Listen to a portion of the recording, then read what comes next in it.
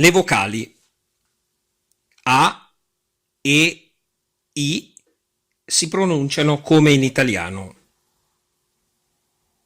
Approfondiamo il suono breve prevalentemente aperto.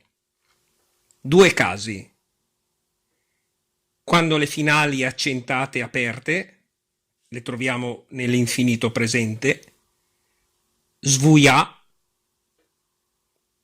vuotare, pudè, potere, dervi, aprire. Oppure in sillaba finale quando sostengono consonante doppia.